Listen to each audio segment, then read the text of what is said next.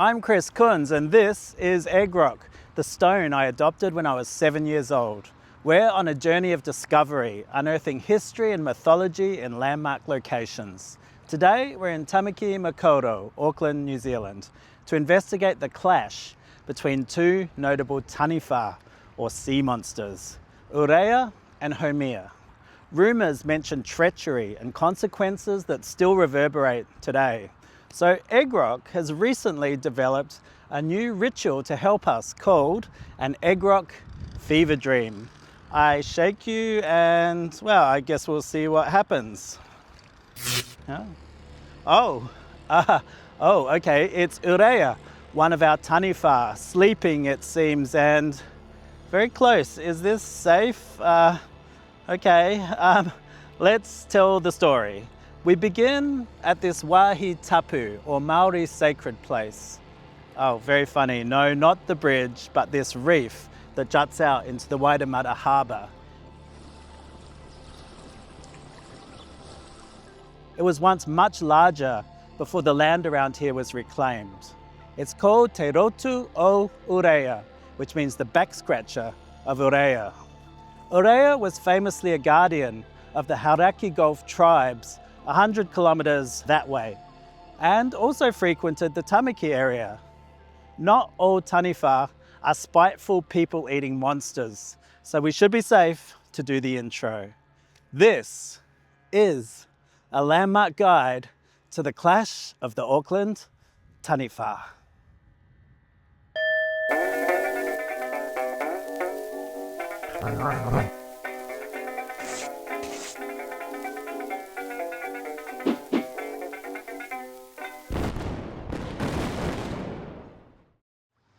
How do we know Urea looked like this?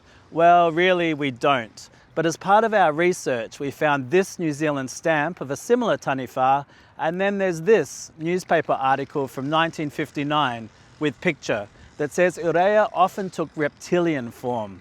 Our research also says large fish or dolphin.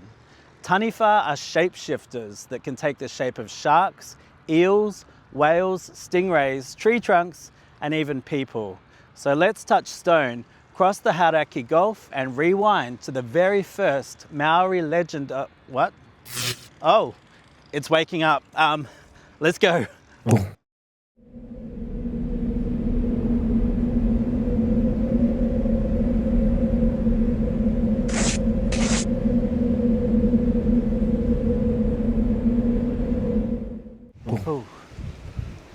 Okay, I think we're okay.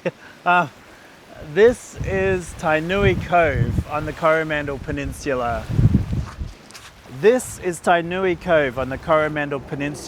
And these rocks mark the place where the ancestral Tainui waka, or canoe, came ashore 750 years ago.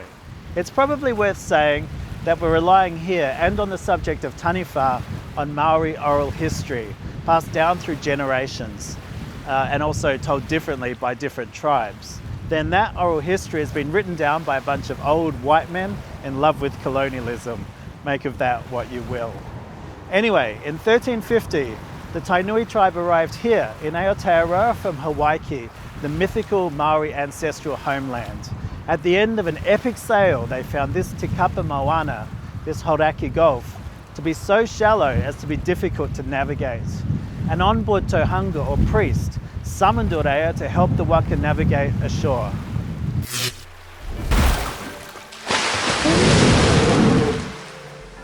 After a difficult migration, Urea successfully guided the Tainui through the sandbanks to safety.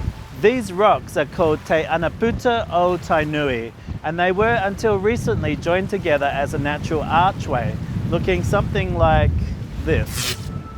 The tribe anchored their waka with loops of rope through the aperture, and they spent the night in Urea's nearby cave, safe from a rising storm. This kind gesture is the first known mention of Urea in Maori history, and it's far from the last. The Tainui tribe went on to travel up the Waihau River, then south to Kawhai, where they finally settled. Let's follow them a short way south to the Waihau River entrance.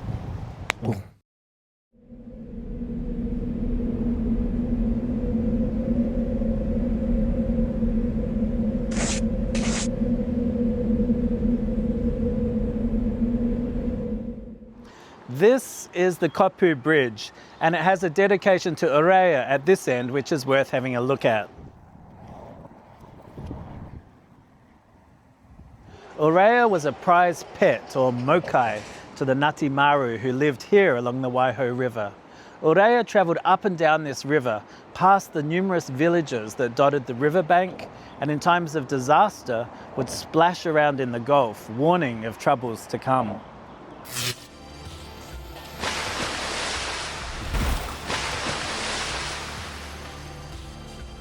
Despite some clingy local legends saying that Urea only lived locally, Urea actually travelled widely. Let's touch stone and head south to the Karangahake Gorge.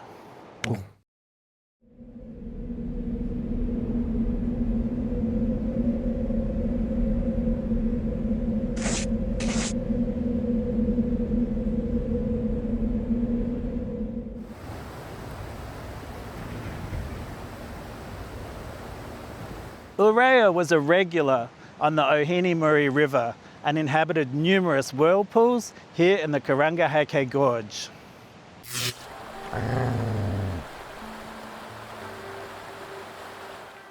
So why whirlpools? This brings us to the functional purpose of Taniwha. It's no accident they reside in dangerous river mouths or turbulent stretches of ocean. Paddling this waterway would have been treacherous, and knowing a Taniwha was present would keep you alert to danger. Taniwha are signposts to not enter certain places, sometimes tapu, sacred, restricted places, and if you did, to be very careful. Okay, so we have Urea in the blue corner, a rather nice Taniwha, darling of the Hauraki people, who is in the red corner. Let's touch stone and find out.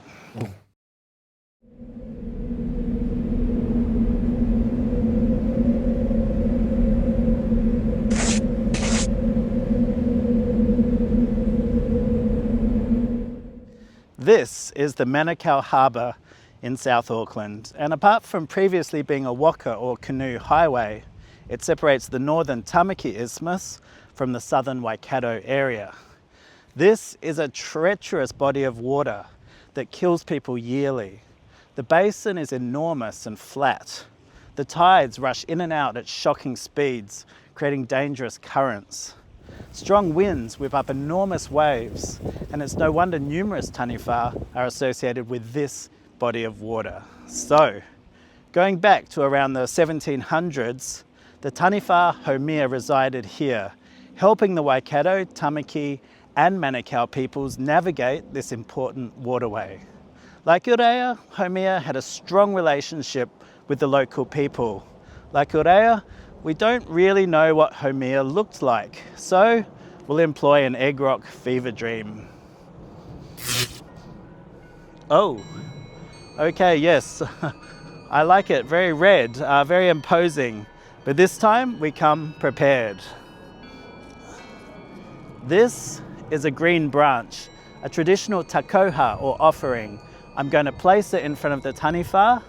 Let's give it a go.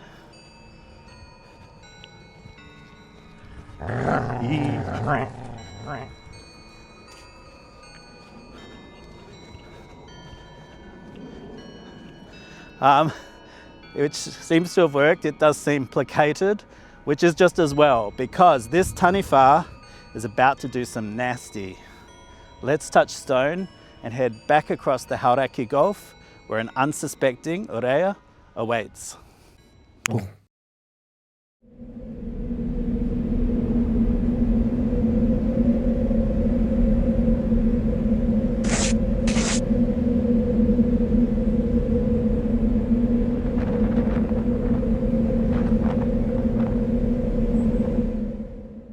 We're here in Thames near the mouth of the Waiho River, but Urea's lair is long since destroyed or hidden by witchcraft, so yes, Egg Rock will recreate it with a fever dream. Oh, yeah, that is quite a lair. One day, around 1750, Haumea rocked up to Urea's cave and said, "What's up?" Urea, not recognizing the visitor, replied, "Who are you, and why did you swim here?" "I have come hither to bring you to a feast in Manukau," said Haumea. "Oh, and there's presents too." Urea examined the visitor. "Are you sure, bro? What kind of presents?" "Sure, I'm sure," said Haumea. "The local tribes are looking forward to meeting you. They have the feathers of the hua and kotuku and the scented leaves of the raukawa tree, all for you. But what about maybe showing me your area as well?"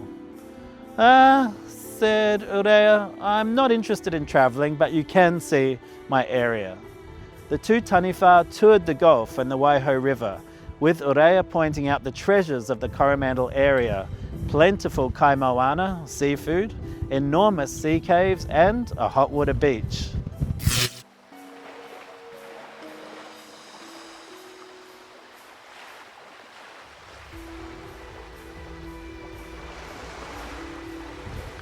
After the tour, back at Urea's cave, Urea said, "Is not Hauraki filled with just the most amazing treasures?"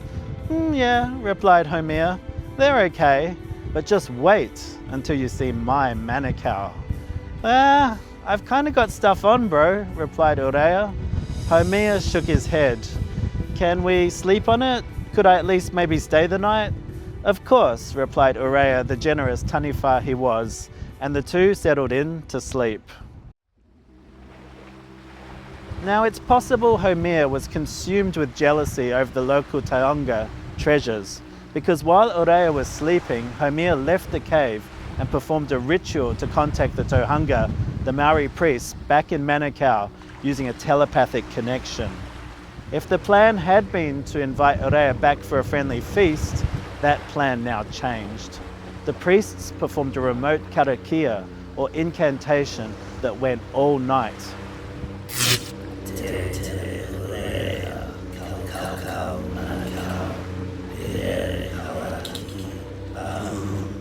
This allowed Haumea to place a spell under Urea's headrest, weakening his will.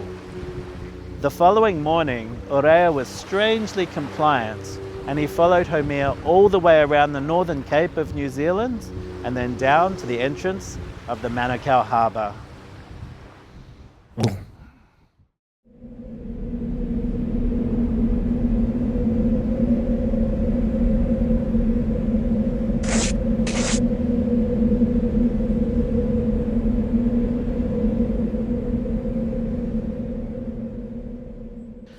Urea and Haumea swam between the Manukau heads and came here to Puponga Point in Manukau Harbour, ready for the feast and gifts.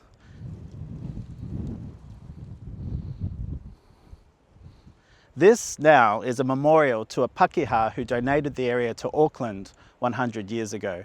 But back in the 1700s, this prized point was populated by Maori, lots of Maori.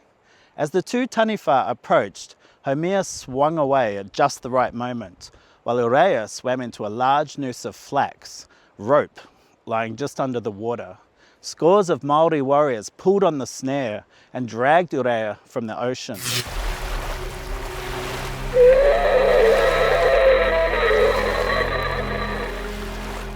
The three tribes who conspired with Haumea then killed Urea by suffocation, slicing him up into numerous pieces and distributed him amongst the chiefs. He was consumed by over 1,000 villagers.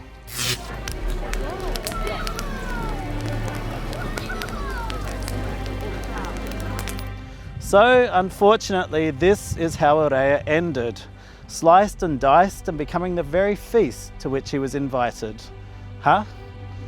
A big fat rotisserie chicken? I don't think so. I mean, he might have tasted like chicken, but Urea was a selfless, generous soul who was hundreds, if not thousands of years old. That is cold. This is what happens when you befriend a rock. Anyway, let's head back to the harbour bridge for the conclusion.